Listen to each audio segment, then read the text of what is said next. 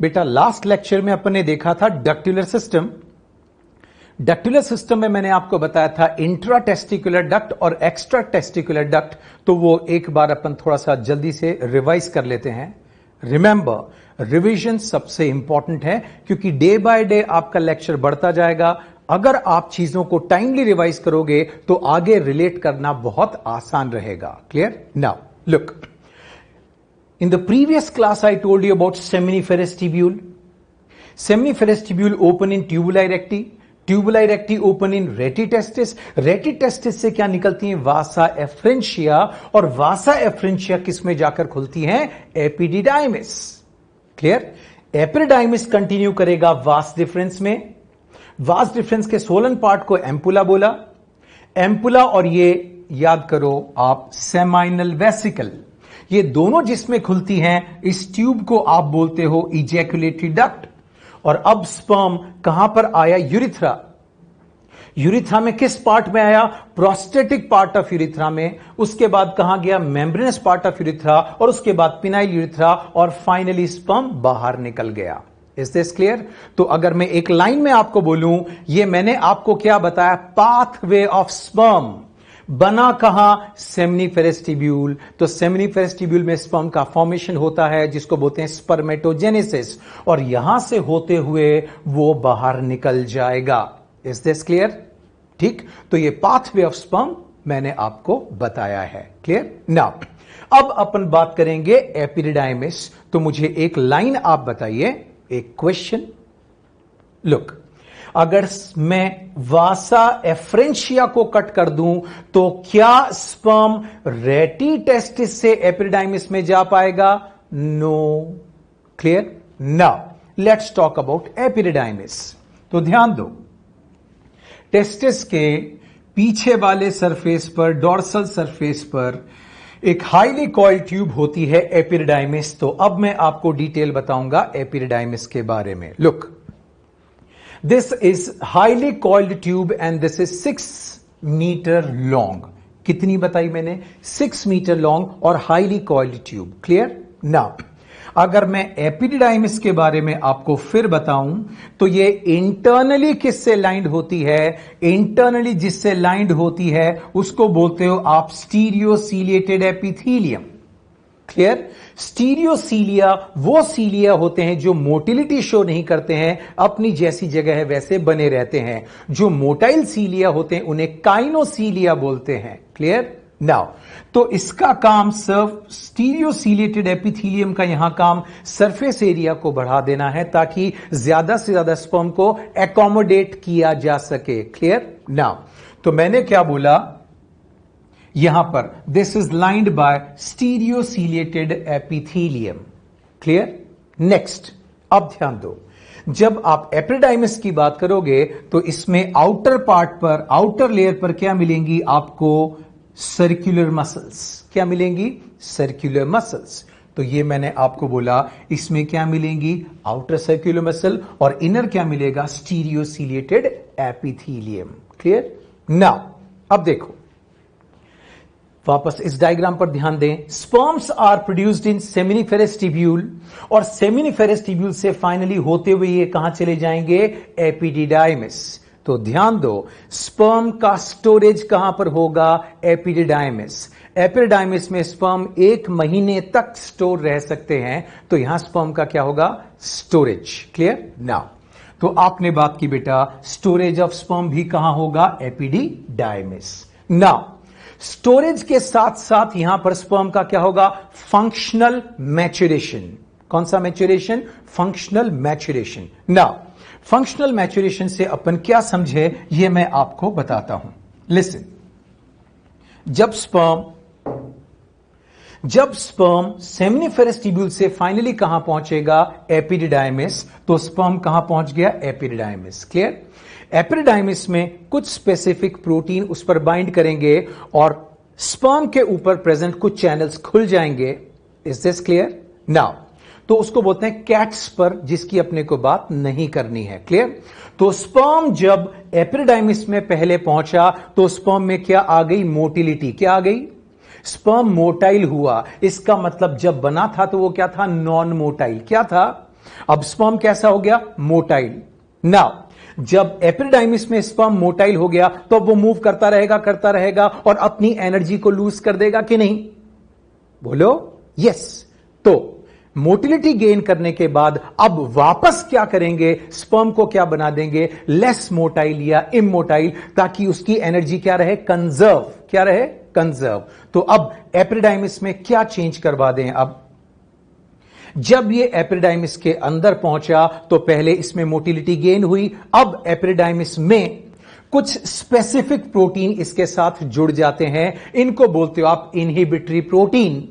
Inhibitory protein sperm की motility को क्या कर देता है? बहुत कम कर देता है। Is this clear? To conserve the energy of sperm. Next, दूसरा चेंज जो आता है, स्पर्म के अपेक्स पर किसका डिपोजिशन होता है? कोलेस्टेरॉल। तो एक कोलेस्टेरॉल की पतली सी लेयर कहां बन जाती है? स्पर्म के टिप पर, एपेक्स पर। क्लियर? नाउ लुक, तो मैंने बोला फंक्शनल मैच्योरेशन ऑफ स्पर्म कहां होगा? एपिडिडाइमिस। क्लियर? तो फंक्शनल मैच्योरेशन में हुआ क्या? पहला, स्पर्म ने मोटिलिटी गेन कर ली, लेकिन अब उसे इमोटाइल बनाना पड़ेगा ताकि उसकी एनर्जी कंजर्व की जा सके। तो इनहिबिटरी प्रोटीन स्पर्म के साथ बाइंड कर दिया जाएगा to conserve the energy of sperm. दूसरा, टिप पर क्या? A layer of cholesterol is formed at the apex of sperm. Clear? Now ये जो मैंने दो चेंजेस बताए, क्लियर, इन पर से क्वेश्चन नहीं आते, तो फिर मैंने बताए क्यों उसके बारे में भी आपको बताता हूं। नाउ अब आपकी क्यूरियोसिटी क्या डेवलप हुई कि जब स्पर्म यहां पर पहुंच गया और आपने स्पर्म को इमोटाइल बना दिया, तो जब स्पर्म अब सेक्सुअल इंटरकोर्स के टाइम पर जब वेजाइना में रिलीज होगा तो स्पर्म एग के पास कैसे पहुंचेगा? तो ध्यान दो, इंसेमिनेशन, जब सीमन फीमेल के वेजाइना में रिलीज होता है तो अब यहां जो वेजाइनल सीक्रेशन होता है वो इसके ऊपर जो इनहिबिटरी प्रोटीन होते हैं उसे नलीफाई कर देगा, कोलेस्ट्रॉल की लेयर को रिमूव कर देगा और मिनरल और न्यूट्रिएंट स्पर्म को क्या करेंगे? रीएक्टिवेट करते हैं। तो वेजाइना में जाने के बाद ये दोनों चेंजेस हट गए कि नहीं? और वहां के मिनरल और न्यूट्रिएंट ने स्पर्म की क्या होगा? मोटिलिटी वापस गेन करवा दी। Is this clear? तो वेजाइना में जाकर ये जो चेंजेस होते हैं इसको बोलते हैं कैपेसिटेशन। क्या बोलेंगे? कैपेसिटेशन। सो लुक, मैंने क्या बोला? कैपेसिटेशन। किस जगह जाकर होगा? साइट ऑफ कैपेसिटेशन इज, तो आंसर क्या है? वेजाइना। कैपेसिटेशन को कैसे डिफाइन करें? Changes in the sperm prior to fertilization. Fertilization से पहले स्पर्म में जो चेंजेस होते हैं उसको क्या बोलते हो? कैपेसिटेशन। तो क्या क्या चेंजेस आए? इनहिबिटरी प्रोटीन हटा दिया, कोलेस्ट्रॉल की लेयर हट गई और अब स्पर्म क्या गेन कर लेगा? मोटिलिटी। अगर मैं ये दो पॉइंट्स नहीं बताता तो मैं आपको कैपेसिटेशन कैसे एक्सप्लेन करता? Is this clear? Hey guys, so the site of capacitation is female vagina. Clear? Now तो ये सारे पॉइंट्स आपने किसके बारे में देखे? एपिडिडाइमिस के बारे में। किसके बारे में? एपिडिडाइमिस। क्लियर? अब एपिडिडाइमिस से जो कंटिन्यू करती है उसको आप बोलते हो वास डिफरेंस। तो ध्यान दो, ये क्या है? Vas deferens. Clear? Now vas deferens के आउटर पार्ट पर आपको फिर क्या मिलेंगी? Circular muscles. क्या मिलेंगी? और इसमें जो मूवमेंट होगा वो भी कैसा मूवमेंट है? Pulsatile movement. तो वास डिफरेंस में जो मूवमेंट होगा सर्कुलर मसल्स की वजह से वो पल्सेटाइल मूवमेंट होता है। इसमें कौन सी मसल मैंने बताई? Outer circular muscle. क्लियर? तो स्पर्म को इस एपिडाइमिस से इजैकुलेटरी डक्ट तक पहुंचाने का काम किसका है? Vas deferens. ये 45 सेंटीमीटर लॉन्ग ट्यूब है जिसको आप वास डिफरेंस बोलते हो, इसे आप डक्टस डिफरेंस भी बोलते हैं। क्लियर? नाउ अभी अपन ने देखा एपिडाइमिस के बारे में, तो एक क्वेश्चन आपसे मैं पूछता हूं, अगर कोई स्पर्म एपिडाइमिस में नहीं रुका या अगर एपिडाइमिस को रिमूव कर लिया गया तो क्या स्पर्म में फर्टिलाइजेशन की एबिलिटी डेवलप हो सकती है? No, sperm has to stay in epididymis ताकि पहले वो मोटाइल हो, उसके बाद इनहिबिटरी प्रोटीन से उसे इमोटाइल बना दिया जाए। Is this clear? अगर वो एपिडाइमिस में नहीं रुकेगा पर्टिकुलर टाइम तक क्लियर? तो उसमें वो चेंजेस नहीं आएंगे और स्पर्म के अंदर एग को फर्टिलाइज करने की कैपेबिलिटी डेवलप नहीं हो सकती। क्लियर? नाउ अब बात करेंगे male accessory reproductive glands. Male accessory reproductive glands के बारे में तो पहले मैं डायग्राम में आपको उसकी लोकेशन के बारे में बताता हूं। Look, seminal vesicle, vast difference के एम्पुला के ठीक पास में सेमाइनल वेसिकल है। क्लियर? नाउ इसके बाद यहां पर आप देखोगे इजैकुलेटरी डक्ट। ये जो छोटी सी डक्ट आपको दिख रही है इसको बोलते हो आप इजैकुलेटरी डक्ट। ये ओपन कहां करेगी? यूरिथ्रा में। और यूरिथ्रा के किस पार्ट में? यूरिथ्रा का जो पार्ट प्रोस्टेट ने सराउंड कर रखा है उसमें। तो this opens in prostatic urethra. Clear? Now यहां तक क्लियर? तो मैंने आपको बताया सेमाइनल वेसिकल, दूसरी ग्लैंड बता रहा हूं ये प्रोस्टेट। प्रोस्टेट हॉकी के बॉल के साइज की बराबर की एक ग्लैंड है। प्रोस्टेट एक सिंगल ग्लैंड है, ये पेयर्ड नहीं है लेकिन 5 लोब्स की बनी है। Prostate consist of 5 lobes. Human liver में आपने सुना था लिवर तो एक है लेकिन लोब्स आपने 2 सुने थे कि नहीं? In the similar manner prostate is a single gland which consist of 5 lobes. Is this clear? Now ये प्रोस्टेट भी अलग अलग ट्यूब्स के थ्रू, अलग अलग अपर्चर्स के थ्रू अपना सीक्रेशन कहां डालती है? यूरिथ्रा के अंदर, प्रोस्टेटिक यूरिथ्रा के अंदर। क्लियर? नाउ तो ये अगर मैं ट्यूब्स की बात करूं तो can you see the opening of these tube? ये लोब के बारे में मैं आपको बता रहा हूं। क्लियर? नाउ एक और ग्लैंड के बारे में बता रहा हूं, that is bulbo urethral gland. Bulbo urethral membranes urethra में होती है लेकिन इसकी डक्ट कहां खुलती है? Phenyl urethra. Is this clear? Now तो देखो सेमाइनल वेसिकल, प्रोस्टेट और bulbo urethral. Seminal vesicle paired, this is unpaired but consists of 5 lobes, again this is paired.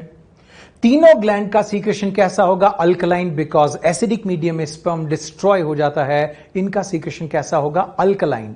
Look, major contribution semen का जो करती है वो है सेमाइनल वेसिकल।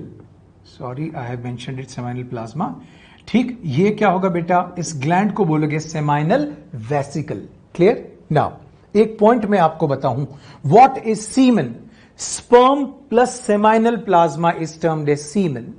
स्पर्म और सेमाइनल प्लाज्मा दोनों को मिलाकर क्या बोलते हो? Semen.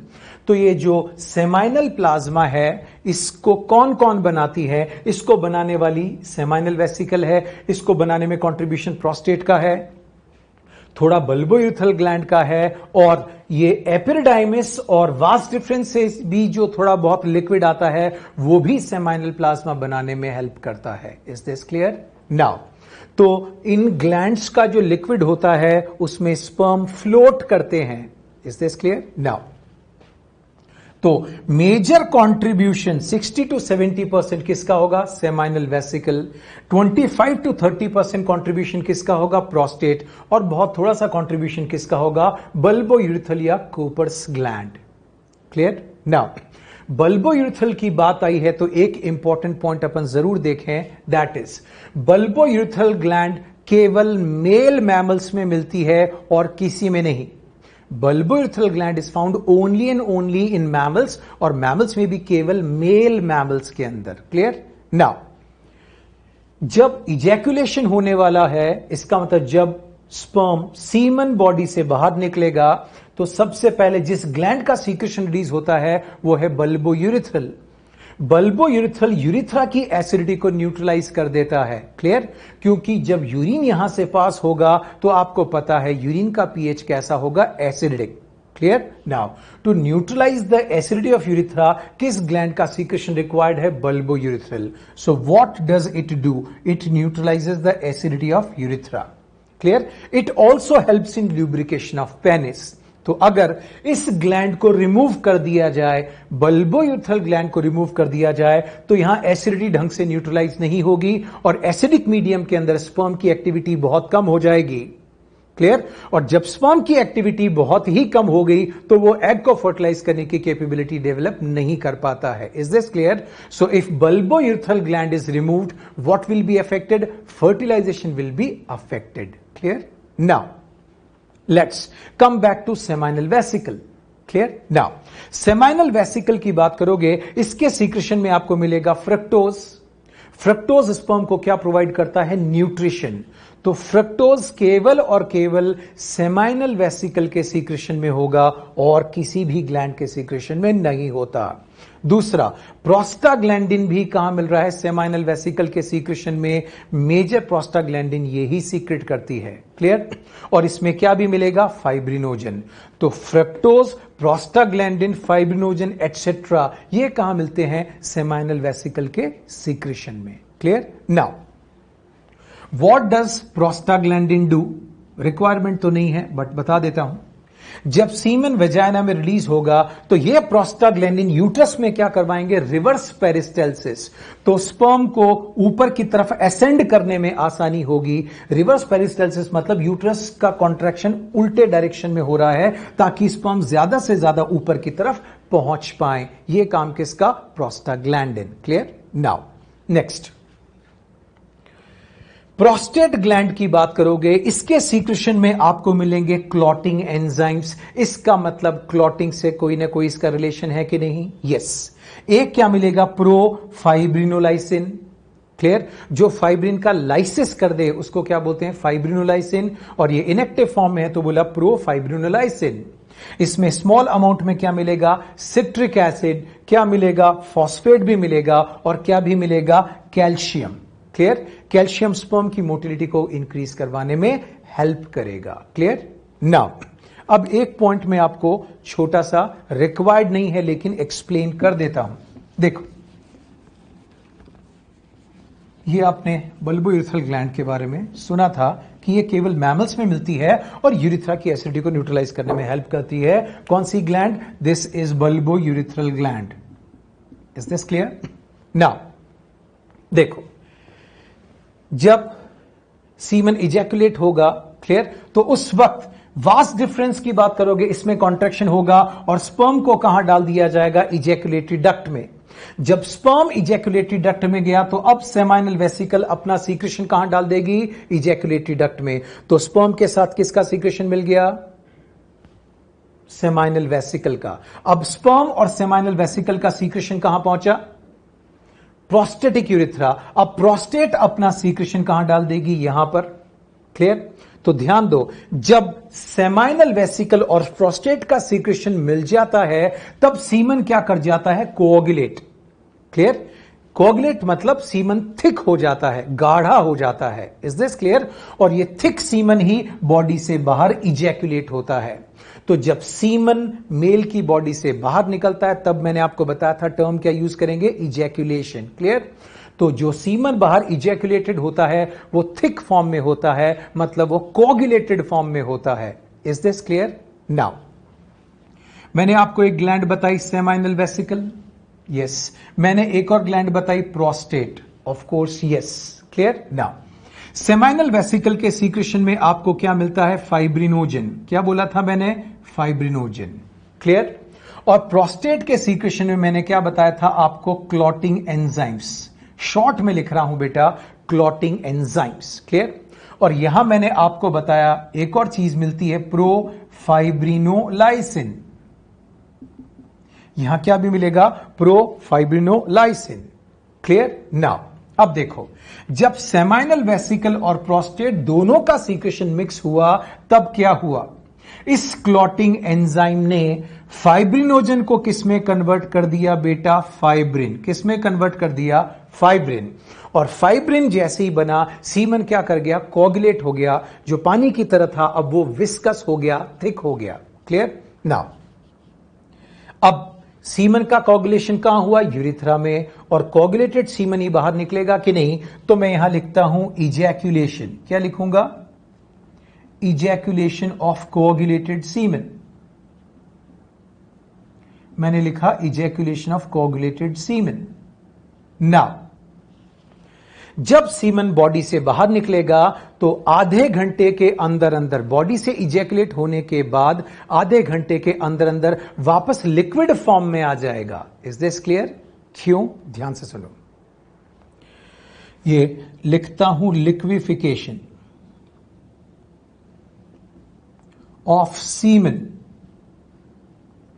within half an hour, within half an hour from ejaculation. तो ध्यान दो, ये प्रोफाइब्रिनोलाइसिन एक्टिव हो गया, अब इसको क्या बोलोगे? फाइब्रिनोलाइसिन।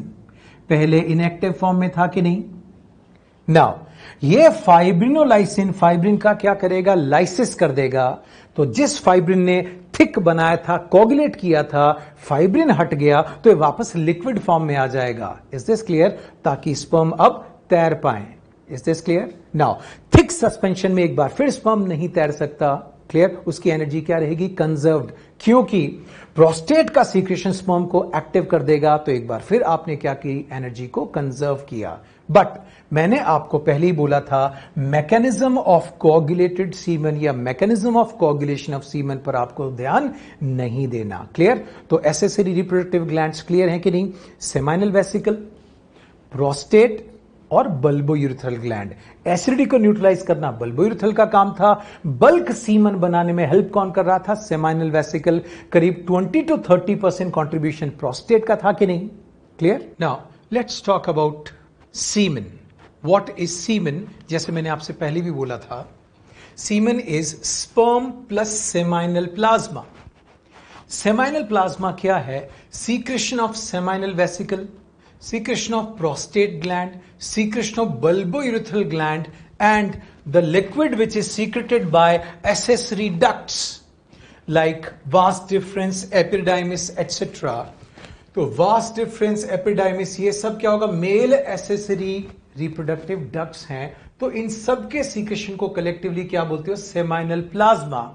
बट जो सिग्निफिकेंट कॉन्ट्रीब्यूशन है that is from seminal vesicle and prostate. Clear?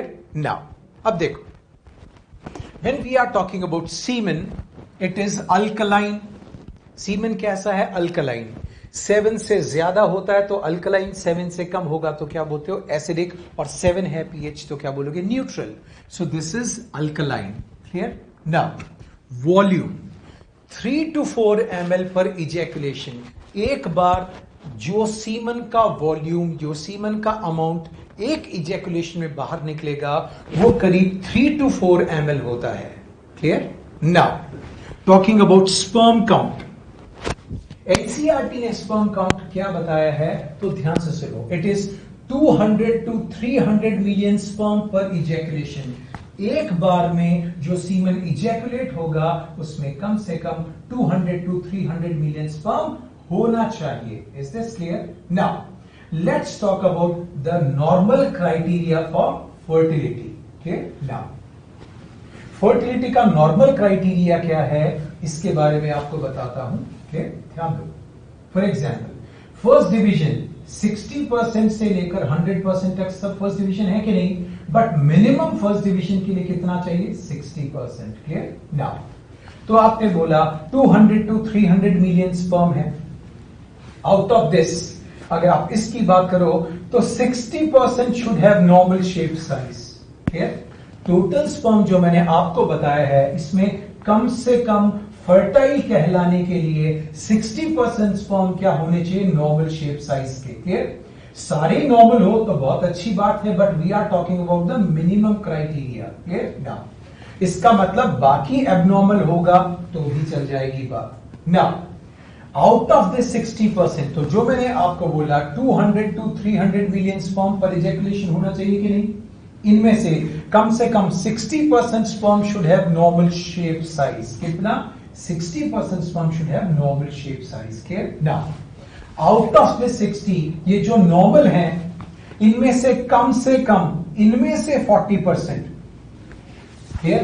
कैसे होनी चाहिए? विग्रसली मोटाई। अगर स्पर्म की मोटिलिटी बहुत ज्यादा है तो वो एग के पास जल्दी से पहुंचेगा और फर्टिलाइज कर पाएगा। क्लियर? अगर सारे स्पर्म जिंदा हैं, लाइव हैं, बट इमोटाइल हैं तो फर्टिलाइजेशन के चांसेस नहीं होते हैं। Is this clear? तो ये आपने बात की 40% sperm should be vigorously motile. तो मोटिलिटी बहुत विग्रस होनी चाहिए।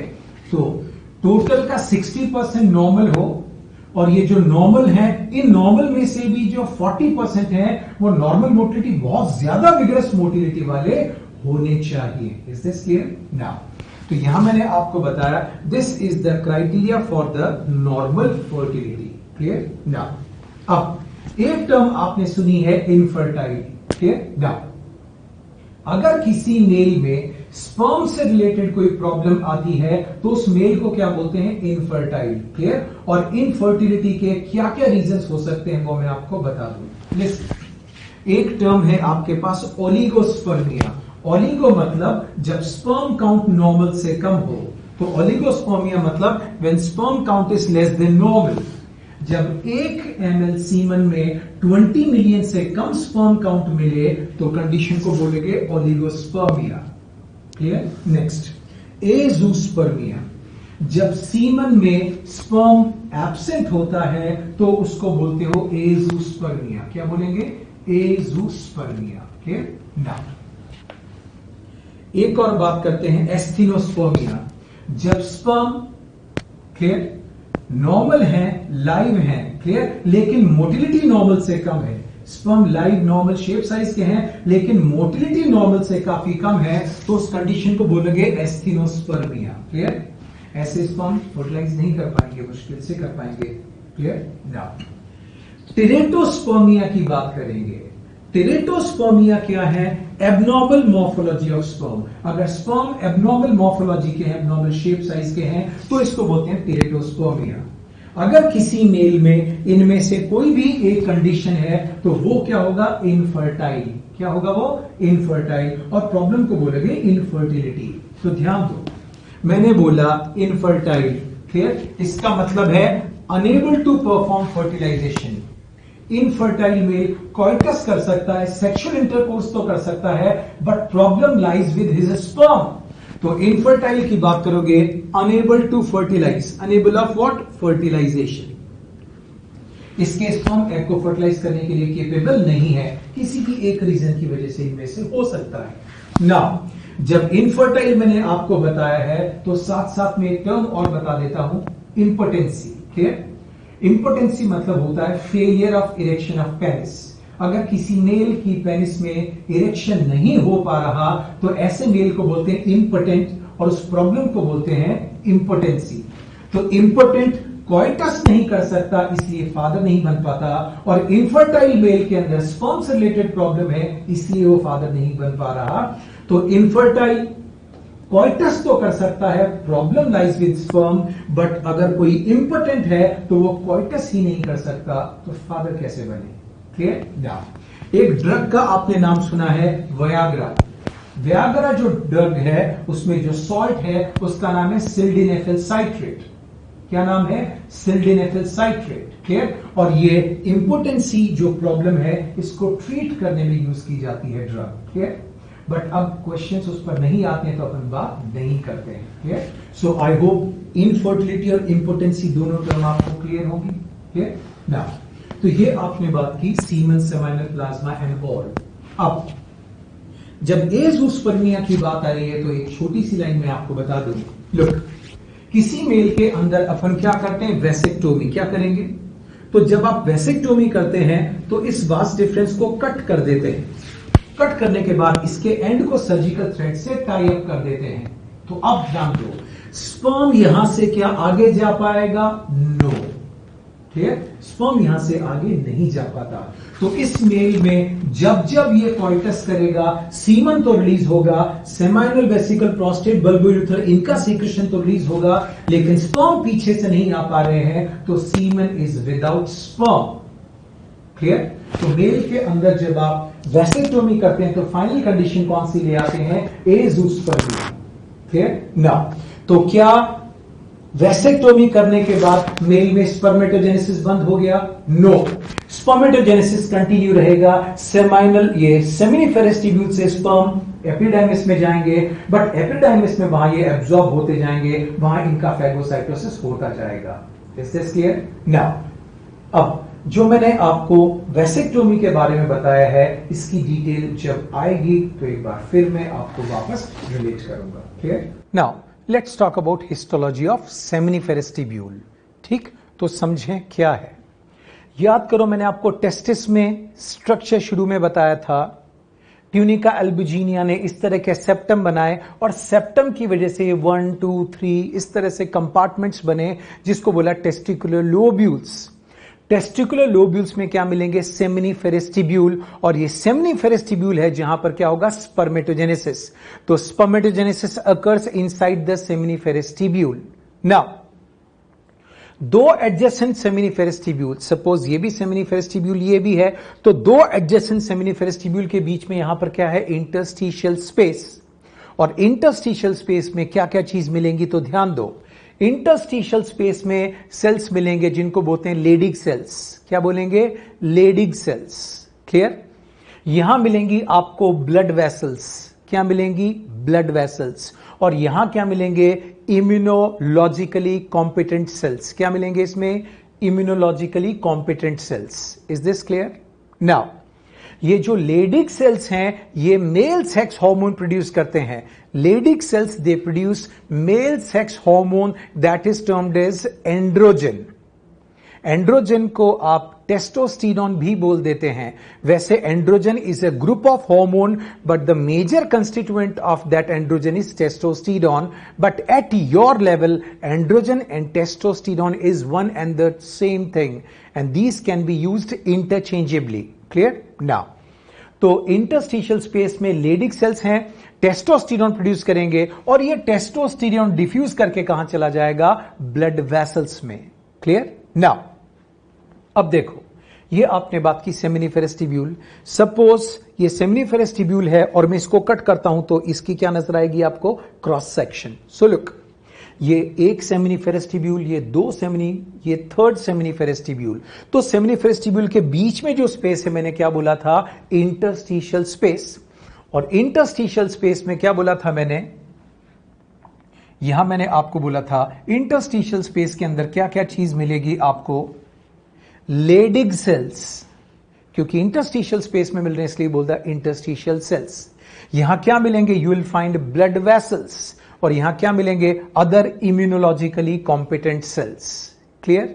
नाउ देखो, अब अगर मैं सेमिनिफेरस ट्यूब्यूल के अंदर की बात करूं तो ये देखो सेमिनिफेरस ट्यूब्यूल। सेमिनिफेरस ट्यूब्यूल में स्पर्मेटोजेनेसिस होगा। इसका मतलब seminiferous tubule is lined bye germinal epithelium. और जर्मिनल एपिथेलियम के अंदर जो मेजॉरिटी ऑफ सेल्स होते हैं उनको बोलते हो स्पर्मेटोगोनिया। क्लियर?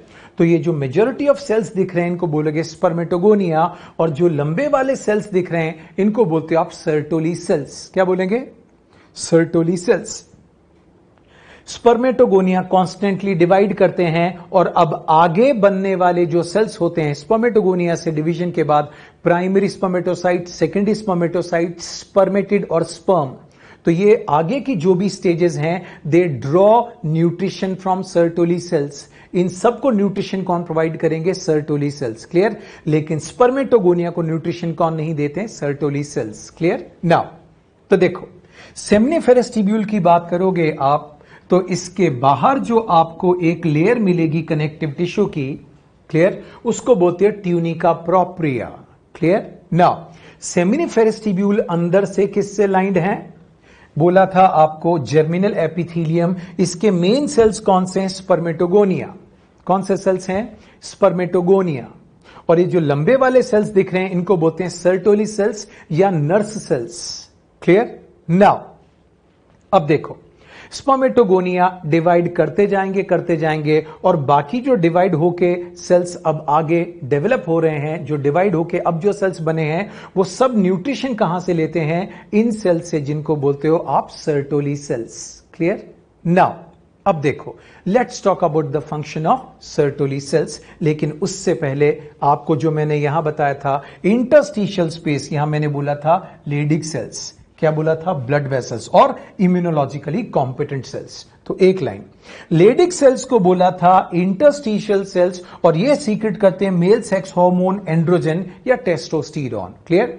तो मेलनेस से रिलेटेड जो मैस्कुलाइन क्वालिटी होती है वो डेवलप करने का काम किसका है? Androgen. Clear? Now look, when we are talking about Sertoli cells are also termed as nurse cells. These are also termed as subtentacular cells और इन्हीं को एक नाम दिया sustentacular cells. Clear? Now they provide nutrition to sperm. जो abnormal या dead sperm होते हैं उनका ये क्या भी करते हैं? फैगोसाइटोसिस। तो मैंने क्या बोला? Sertoli cells they provide nutrition to sperm. Dead abnormal sperm का क्या करते हैं? फैगोसाइटोसिस। ये क्या बनाते हैं? Blood testis barrier. क्या बनाते हैं ये? Blood testis barrier. Clear? Now देखो, स्पर्मेटोगोनिया डिप्लॉइड सेल्स हैं, लेकिन आपके स्पर्म कैसे हैं? Haploid cell. तो आपका इम्यून सिस्टम इन हैप्लॉइड स्पर्म को अटैक ना कर दे, ठीक, तो इम्यून सिस्टम से हैप्लॉइड स्पर्म को बचाने का काम कौन करेगा? Sertoli cell. इसलिए आप इसको बोलते हो Sertoli cells form blood testis barrier. Clear? Now दो एडजेसेंट सर्टोली सेल्स के बीच में साइटोप्लाज्मिक एक्सटेंशन बनते हैं। क्लियर? और यहां पर टेम्पररी टाइट जंक्शन बनेगा। ये टाइट जंक्शन बनते और हटते चलते हैं। क्लियर? लेकिन आपको इस मैकेनिज्म से कोई लेना देना नहीं है। कुल मिला के सर्टोली सेल्स क्या बनाएंगे? Blood testis barrier. ये क्यों बनाया जाता है? हैप्लॉइड स्पर्म को इम्यून सिस्टम से बचाने के लिए। क्लियर? नाउ तो हैप्लॉइड स्पर्म को किससे बचाया? इम्यून सिस्टम से। किसने बचाया? Sertoli cells. नाउ अब देखो, टेस्टोस्टेरोन की बात करोगे तो टेस्टोस्टेरोन कहां भी जाएगा बेटा? सेमिनिफेरस ट्यूब्यूल में। क्लियर? नाउ ये जो सर्टोली सेल्स हैं, इनके पास एक एंजाइम होता है जिसको बोलते हैं एरोमेटेज। क्लियर? तो some testosterone is converted into estrogen by enzyme aromatase. तो एरोमेटेज एंजाइम कुछ टेस्टोस्टेरोन से क्या बनाता है? एस्ट्रोजन। एस्ट्रोजन स्मॉल अमाउंट में मेल के अंदर भी इंपॉर्टेंट है। क्लियर? लेकिन इसकी डिटेल की बात नहीं करते हैं अपन। क्लियर? नाउ दूसरी बात, सर्टोली सेल्स सीक्रेट करता है एक हार्मोन जिसको बोलते हैं एंटी मुलेरियन हार्मोन। ध्यान दो, मेल फीटस में मुलेरियन डक्ट डेवलप नहीं होनी चाहिए, क्योंकि मुलेरियन डक्ट से यूट्रस वगैरह डेवलप होती हैं। Is this clear? तो मेल फीटस में anti Mullerian hormone Mullerian duct के फॉर्मेशन को रोक देता है। नेक्स्ट, सर्टोली सेल से एक और हार्मोन रिलीज होता है जिसका नाम है इनहिबिन। नाम से ही पता लग रहा है कि वो इनहिबिट करता है, मतलब वो रोकता है। तो ध्यान दो, अगर स्पर्मेटोगोनिया की डिवीजन रेट ज्यादा होगी तो स्पर्म प्रोडक्शन ज्यादा होगा कि नहीं? Now to check over production of sperm, I repeat, over production of sperm को चेक करने के लिए क्या रिलीज होता है? इनहिबिन। इनहिबिन क्या करेगा? एफएसएच हार्मोन को नेगेटिव फीडबैक देगा। जब एफएसएच हार्मोन का लेवल कम हो जाएगा तो यहां पर स्पर्मेटोगोनिया की डिवीजन रेट कम हो जाएगी और स्पर्म प्रोडक्शन कम होकर क्या हो जाएगा? नॉर्मल हो जाएगा।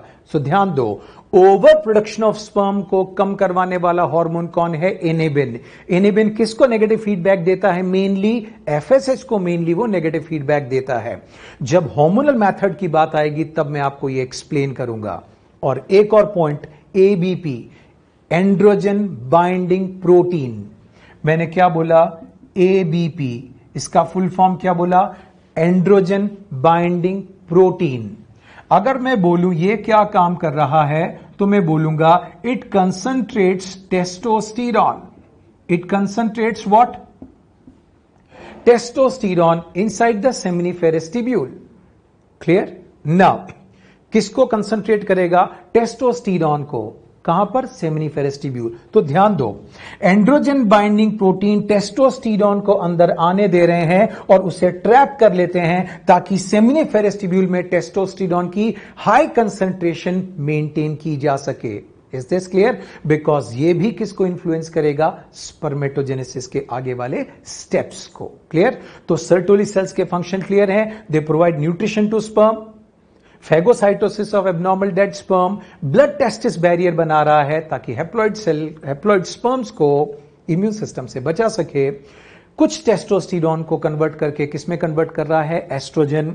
एंटी मुलेरियन हार्मोन सीक्रेट कर रहा है मेल फीटस में ताकि मुलेरियन डक्ट के डेवलपमेंट को रोका जा सके। इनहिबिन रिलीज करता है ताकि स्पर्म का ओवर प्रोडक्शन रुक सके, उसको चेक कर सके। Is this clear? और एंड्रोजन बाइंडिंग प्रोटीन का क्या काम है? It concentrates testosterone inside the seminiferous tubules. Clear? Now will talk about male copulatory organ, that is penis. Clear? Now penis की बात करेंगे तो यहां मैं आपको इरेक्टाइल टिश्यू के बारे में बताऊंगा, that is corpora cavernosa, that is corpora spongiosum. Clear? Now let's focus diagrammatically. Look, you all are aware of this diagram. बाकी सारी चीज मैंने आपको बताई थी। क्लियर? नाउ अब आपको ध्यान देना है पिनाइल यूरिथ्रा। किस पर ध्यान देना है? Phenyl urethra. लुक, यहां पर जब आप बात करोगे, ठीक, तो ये यूरिनरी ब्लाडर, ये क्या है? Urinary bladder. यूरिनरी ब्लाडर से क्या निकला? यूरिथ्रा। यूरिथ्रा का जो पार्ट प्रोस्टेट ने सराउंड किया था वो प्रोस्टेटिक यूरिथ्रा था, जो पेनिस ने सराउंड किया वो पिनाइल यूरिथ्रा है, और प्रोस्टेटिक और पिनाइल के बीच में कौन? Membranes urethra. कौन सा? Membranes urethra. नाउ अब ध्यान दो, दिस इज द टिप। ये यूरिथ्रा का टिप है, इस ओपनिंग को बोलते हैं यूरिथ्रल मीटस। तो यूरिन की बात करोगे, it comes out through this urethral meatus. Now ये जो आपको अंदर यूरिथ्रा दिख रहा है पूरा का पूरा, ये जो ट्यूब दिख रही है, clear, this is phenyl urethra. अब इसको सराउंड करने के लिए जो मोटा सा आप जो स्ट्रक्चर देख रहे हैं, इसको बोलते हैं कॉर्पस स्पॉन्जियोसम। क्या बोलोगे इसको? Corpus spongiosum. क्लियर? नाउ तो इसको सराउंड करने के लिए क्या है? ये corpus spongiosum. Corpus spongiosum end में जाकर फूल जाएगा and the swollen part is termed as glans. Clear? That swollen part की बात करोगे, that is termed as glans. आपको दिख रहा है ये स्वोलन पार्ट? ग्लांस। तो बताइए, पिनाइल यूरिथ्रा को केवल और केवल किसने सराउंड किया? कॉर्पस स्पॉन्जियोसम ने। ग्लांस पेनिस को बनाने में केवल किसका रोल है? कॉर्पस स्पॉन्जियोसम का। क्लियर? नाउ अब देखो, जस्ट अबव कॉर्पस स्पॉन्जियोसम के ठीक ऊपर आपको दो इरेक्टाइल टिश्यू के बंडल और मिलेंगे। इनको बोलोगे कॉर्पोरा कैवर्नोसा। क्या बोलेंगे? Corpora cavernosa. तो कॉर्पोरा कैवर्नोसा यहां ऊपर की तरफ प्रेजेंट हैं। ये पूरा का पूरा इसे सराउंड नहीं करते हैं। I hope you got the point. Clear? पूरा पिनाइल यूरिथ्रा को सराउंड कंप्लीट करने का काम केवल स्पॉन्जियोसम का है। कैवर्नोसा तो केवल ऊपर दो इरेक्टाइल टिश्यू के बंडल एडिशनल जो मिल रहे हैं। क्लियर? नाउ अब देखो, ये जो डॉटेड लाइन में मैंने बनाया है, ये है कॉर्पोरा कैवर्नोसा। तो पहले मैं लाइन कर रहा हूं, इसको बोलते हैं कॉर्पस स्पॉन्जियोसम। क्लियर? नाउ अब अगर मैं पेनिस का क्रॉस सेक्शन काटूं तो ध्यान दो, ये आपके पास यूरिथ्रा है। क्या है ये? यूरिथ्रा। और मैंने बोला यूरिथ्रा का जो पार्ट केवल कॉर्पस स्पॉन्जियोसम से सराउंडेड है, ये कॉर्पस स्पॉन्जियोसम से सराउंडेड है। यस और नो? नाउ क्रॉस सेक्शन वाले पार्ट में क्या मैं ग्लांस एक्सप्लेन कर सकता हूं? नो, वो ग्लांस यहां देखनी पड़ेगी। Is this clear? इसके ठीक ऊपर मैंने दो इरेक्टाइल टिश्यू बंडल बताए थे कि नहीं? उसको बोला था corpora cavernosa. Is this clear? Now hey guys, this is the lateral view. तो लेटरल व्यू के अंदर एक बंडल यहां, एक यहां, तो आपको तो साइड से एक ही नजर आएगा कि नहीं? तो ये कॉर्पोरा कैवर्नोसा है जो मैंने डॉटेड बनाया है। तो ये कॉर्पोरा कैवर्नोसा। लेकिन क्रॉस सेक्शन में देखें तो मैंने बोला था ठीक ऊपर की तरफ है कि नहीं? तो बेटा ये दो corpora cavernosa. Is this clear? तो इरेक्टाइल टिश्यू कितने तरह के हैं? दो तरह के हैं। कितने तरह के हैं? तो दो। एक कॉर्पोरा कैवर्नोसा, दूसरा कॉर्पस स्पॉन्जियोसम। लेकिन इनका नंबर कितना है? तो आंसर क्या होगा? 3। 2 corpora cavernosa and 1 is spongiosum. I hope yes. Now ये डॉर्सल सरफेस माना जाता है और इसको बोलते हैं ventral surface. Is this clear? Now these corpora cavernosa and corpus spongiosum is surrounded by tunica albuginea। तो कनेक्टिव टिश्यू की लेयर जो इसको सराउंड करती है इसको बोलती है ट्यूनिका एल्बुजिनिया। ये ट्यूनिका एल्बुजिनिया वो टेस्टिस वाला नहीं है। Is this clear? यहां जो कनेक्टिव टिश्यू की लेयर इसको सराउंड कर रही है, that is also termed as tunica albuginea. I hope it is clear. Now देखो बेटा, यहां पर आपने बात की ये स्किन इसको कवर करेगी। Now there is the fold of skin. ये तो आपने बात की स्किन इसको कवर करेगी, ये सब प्यूबिक हेयर्स हैं। Look hey guys, the fold of skin, ये कौन है? ग्लांस। ग्लांस को जो फोल्ड ऑफ स्किन कवर कर रही है इसको बोलते हैं प्रीप्यूस या फोर स्किन। तो ये जो मैंने आपको बोला इसको बोलते हैं फोर स्किन या प्रीप्यूस है। This is the retractable fold. Retract मतलब ये फोल्ड ऑफ स्किन पीछे हो जाती है। जब पेनिस में इरेक्शन होगा तो पेनिस की लेंथ बढ़ती है और क्या होगा? फोल्ड ऑफ स्किन पीछे हो जाता है। और फोल्ड ऑफ स्किन पीछे होगा तो क्या एक्सपोज हो जाएगा? ग्लांस एक्सपोज हो जाता है। Glans is the most sensitive part. Clear? Now यहां नर्व एंडिंग्स बहुत ज्यादा हैं तो ये पार्ट ज्यादा सेंसिटिव होता है। क्लियर? नाउ तो मैंने किसकी बात की? फोर स्किन या प्रीप्यूस की। Is this clear? तो फोर स्किन को हटाया जाएगा तो क्या चीज नजर आएगी? ग्लांस। क्लियर? नाउ अब देखो, इसके इनर साइड पर अगर आप देखो, फोर स्किन के इनर साइड पर आप देखोगे तो यहां आपको जो ग्लैंड्स मिलेगी, इन ग्लैंड्स को बोलते हैं प्रीप्यूसियल ग्लैंड्स।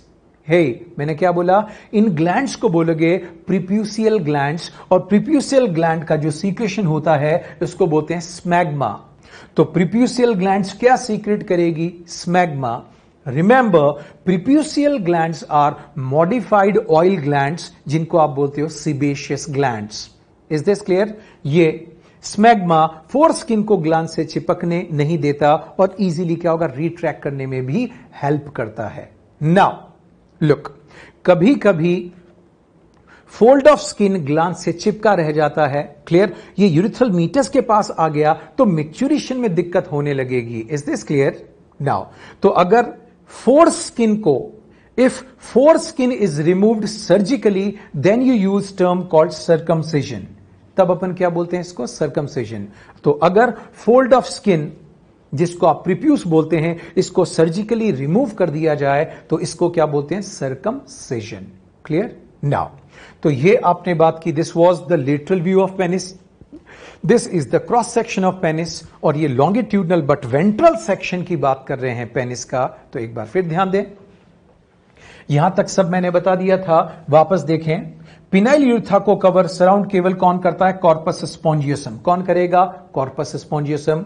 और डॉटेड डॉटेड अगर मैं आपको यहां बताऊं तो ये कौन है? Corpora cavernosa. और अगर कैवर्नोसा की बात करूं तो इरेक्टाइल टिश्यू के ये क्या है? दो बंडल्स हैं। क्या है ये आपको क्या मिलेंगे? इरेक्टाइल टिश्यू के दो बंडल, जिसको आपने बोला corpora cavernosa. Is this clear? ध्यान दो, कॉर्पोरा कैवर्नोसा, कॉर्पस स्पॉन्जियोसम में साइनोसॉइड्स होते हैं, एम्प्टी स्पेसेस होती हैं। Is this clear? जब इसमें ब्लड भरता है तब जाकर पेनिस की बात करोगे, उसकी लेंथ और विड्थ बढ़ती है, तब पेनिस हार्ड और इरेक्ट होती है। Is this clear?